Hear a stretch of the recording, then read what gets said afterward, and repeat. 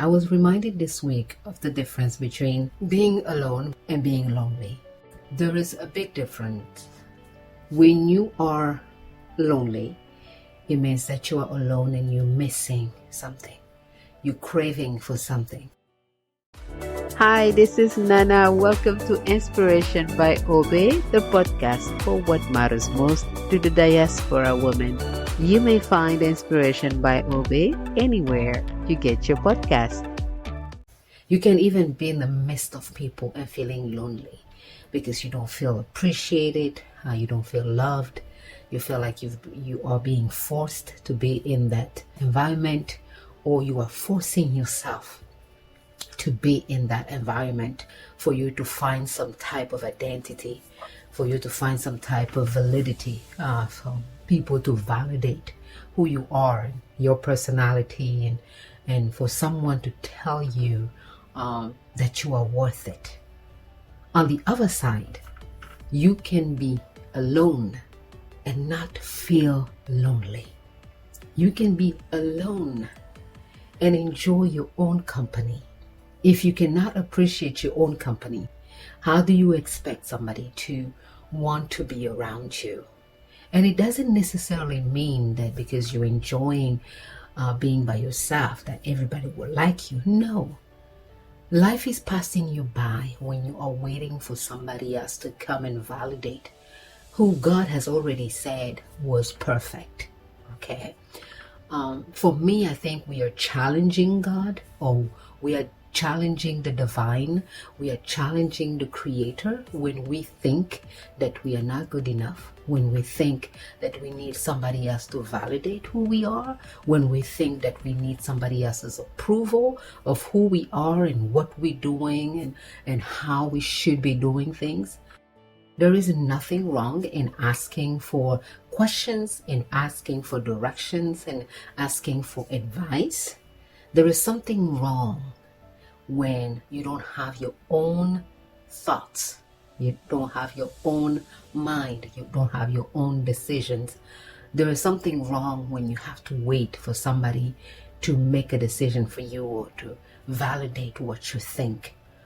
You know your life best, really, when there's nobody. If you do not have the stillness, you don't have the confidence of being alone, then there is an issue, and there is nothing wrong in trying to figure out why you feel lonely. Because loneliness brings depression. Loneliness brings isolation. Isolation brings some crazy thinking, and we start creating an imaginary story. We build a story. We have actors and scenarios that once we come back to reality, if you check all that story, maybe 80% of that story is not even true. It is happening in your mind. Then we have tendency of picking or choosing the negative thoughts over the positive thoughts. I do believe the positive and the negative thoughts are always there. We just try to elevate one over the other.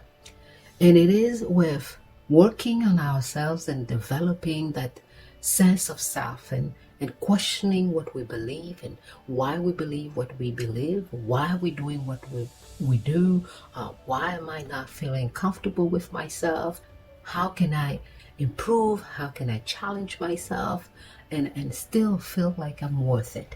So when you are alone with your creator, you come back and you say, God, you didn't create me well. You didn't make me well. Then you are challenging the divine. You are challenging the creator. You are saying at that moment that you know best. You know what was best. But what you think you know best is just because you're comparing yourself with someone. Just imagine a world where there was nobody else to be compared with. Nobody else to compare yourself with. How would that life be? Would it change everything you are doing right now? Will it change the way you make decisions? Would it change who you are hanging out with?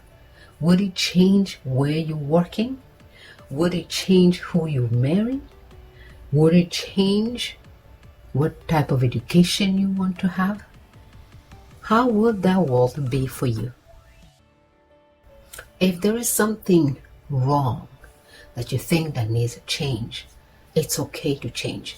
We need to change. I think someone reminded me this week that change is a constant variable. It is a part of life and it will always happen. Whether we like it or not, a change will come. Even if we don't want to do anything, society will change on us. Gas price will change on us. Food cost will change on us. Family members will change on us, forcing us to make a change. So change is permanent. It is the way we deal with change that will determine if we are mature or not. Are we? And truly, we want to be mature. If we are ready to get into the ring of life and win every battles, win every obstacles, win every challenges, win over every changes. And I believe it strongly. When a change appears in our lives, it means that we are ready to tackle the change. We should not be running away from it. We should not be hiding away from it. We should not be throwing it under the rug. We just have to face it. We have to take life by the horns.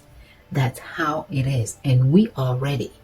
We should never underestimate the power that lies within us, that is probably dormant, but it is time for us to wake it up and to get going. And I will say it over and over again. We are the changes that we've been waiting for. We are the people that we've been waiting for to change whatever is happening in our lives. We should not be waiting for no government, no children, no job, no boss. We should not be waiting for our partners, our family members to make the change for us. We should get going and try to change our lives.